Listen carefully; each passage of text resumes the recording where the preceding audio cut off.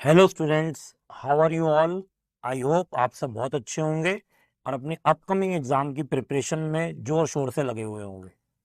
तो आजकल मेरे पास बच्चों की एक क्वेरी आ रही है बहुत ज़्यादा कि सर प्रिपरेशन तो अच्छी चल रही है, लेकिन जो सबसे पहले हमें क्वेश्चन पूछा जाने वाला है दैट इज ट्रू फॉल्स का क्वेश्चन, उसके लिए हम कैसे अटेम्प्ट करें और वो कितने मार्क्स का आने वाला है, कहाँ से पढ़ें, उसकी आंसरिंग कैसे करनी होती है।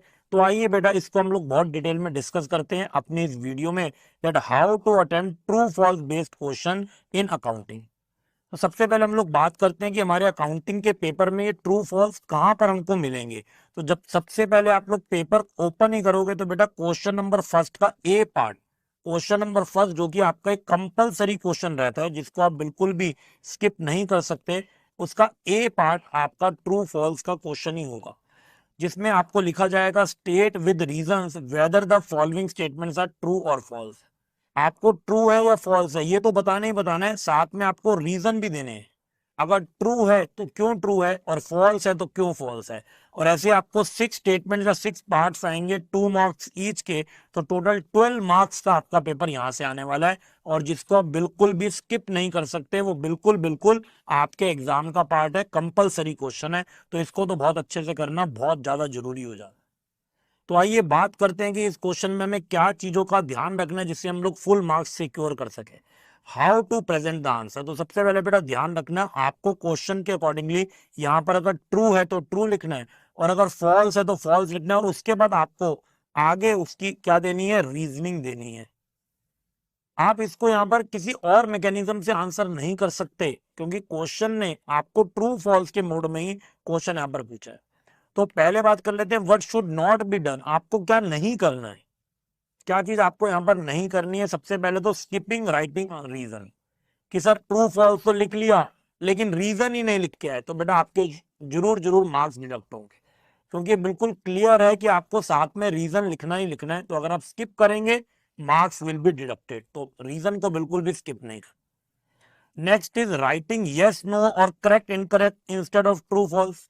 बेटा मैं बहुत सारे बच्चों की शीट देखता हूँ जिसमें वो ट्रू फॉल्स पूछा के जाता है एग्जाम में, लेकिन वो लिख देते हैं यस नो और कहते हैं सर एक ही मतलब है, गलत क्यों कर दिया। बेटा बिल्कुल प्रोफेशनल हमको यहाँ अप्रोच रखनी है। अगर उन्होंने ट्रू फॉल्स के मैनर में पूछा तो हमें भी ट्रू फॉल्स के मैनर में आंसर करना है। यस नो या करेक्ट इनकरेक्ट ऐसे वर्ड्स नहीं चलेंगे। आपको ट्रू है तो ट्रू लिखना है, फॉल्स है तो फॉल्स लिखना है, उसके अलावा बाकी कोई और वर्ड यस नो या करेक्ट इनकरेक्ट नहीं रखेंगे। इसको आपको बहुत अच्छे से ध्यान में रखना है। और इसके बाद हम लोग बात करते हैं कि हमें कैसे आंसर करना है। तो ये आपके सामने मैंने एक सैंपल क्वेश्चन लिया है, इससे आपको आइडिया लग जाएगा कि आपको क्या आंसर करना है। तो बेटा सिंपल सी बात है, जो भी क्वेश्चन इंस्टीट्यूट पूछेगा ट्रू फॉल्स का, आपको उसमें कुछ वैल्यू एडिशन देना है, आपको उसमें कुछ एक्स्ट्रा नॉलेज देनी है ट्रू फॉल्स लिखने के बाद कि ये इस वजह से ट्रू है या ये इस वजह से फॉल्स है। तो आपको कुछ एक्स्ट्रा कंटेंट देना पड़ेगा। आप सिंपली वो जो क्वेश्चन है उसी को कॉपी पेस्ट नहीं कर सकते। You have to make them understand कि आप बेटा कुछ एक्स्ट्रा जानते हो। तो जैसे कि हमारे पास क्वेश्चन है depreciation can not be provided in case of a loss. उन्होंने आपसे क्वेश्चन पूछा क्या डेप्रिसिएशन प्रोवाइड नहीं करेंगे अगर लॉस होगा। So we all know depreciation एक ऐसा एक्सपेंस है जो चाहे लॉस भी हो तब भी आपको चार्ज करना होता है। बेटा पी एंड एल में डेप्रिसिएशन चार्ज होता ही होता है, चाहे फिर आपका नेट प्रॉफिट आए या आपका नेट लॉस आए, क्योंकि जो डेप्रिसिएशन है वो एक चार्ज है, that is not appropriation of profit.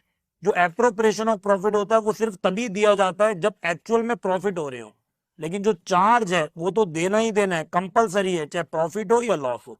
तो हमको इसी तरीके से आंसर लिखना है। देखो हमने क्या करा, पहले हमने प्रॉपरली फॉल्स लिखा, यस या नो नहीं लिखा, करेक्ट इनकरेक्ट नहीं लिखा। फिर हमने लिखा depreciation is a charge against profit, depreciation profit के लिए एक चार्ज होता है and not an appropriation of profit. और ये एप्रोप्रिएशन नहीं होता, ये डिस्ट्रीब्यूशन नहीं होता कि प्रॉफिट को बांटना है तभी होगा। यहाँ पर बेटा लॉस होगा तो भी चार्ज किया जाता है। Therefore depreciation has to be provided even in case there is a loss. तो यहाँ पर जो मैंने चार्ज और एप्रोप्रिएशन का मीनिंग समझाया इंस्टीट्यूट को, इस वजह से वो मुझे 2 on 2 मतलब फुल मार्क्स देगा।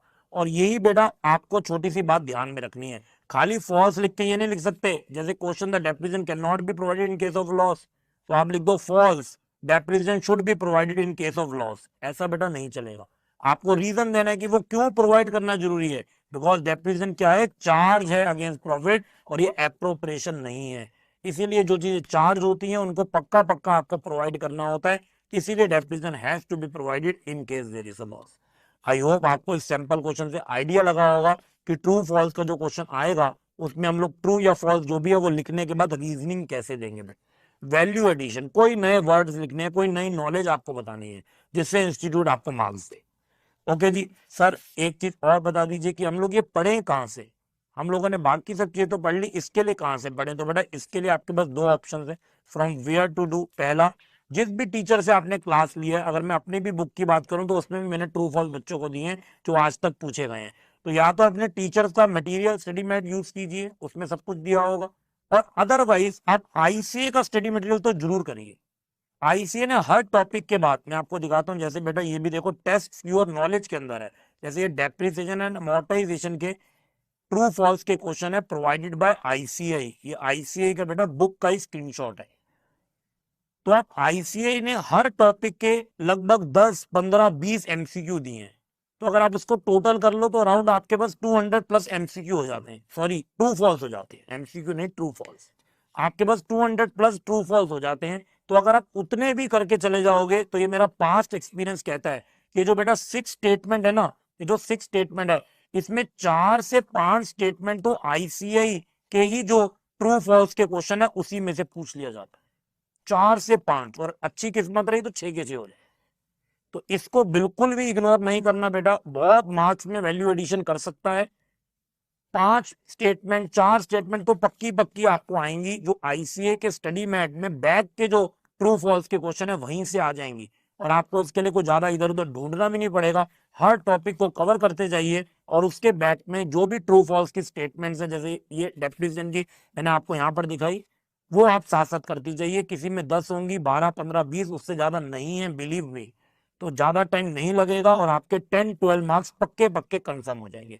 बहुत ज्यादा मार्क्स होते हैं बेटा 10-12, और ऑब्वियसली कंपलसरी क्वेश्चन है, पहला क्वेश्चन है, तो देखते ही आपका कॉन्फिडेंस बढ़ेगा जब आप लोग को दिख रहा होगा कि ये तो सारे ट्रू फॉल्स में घर से पढ़ के आओ। रीजनिंग भी पढ़ी है, उसकी ट्रू फॉल्स भी पढ़ी है, तो ये बेटा बिल्कुल मेक और ब्रेक हो सकता है आपके एग्जाम में। आई होप आप इन बातों को अच्छे से ध्यान में रखेंगे और ट्रू फॉल्स की प्रिपरेशन बिल्कुल इन सब चीजों को ध्यान में रखते हुए करेंगे, एंड एग्जाम के बाद सारे स्टेटमेंट्स को अच्छे से करके आए होंगे। तो मिलेंगे फिर किसी और वीडियो में। Till then good bye, take care, stay safe and stay blessed everyone.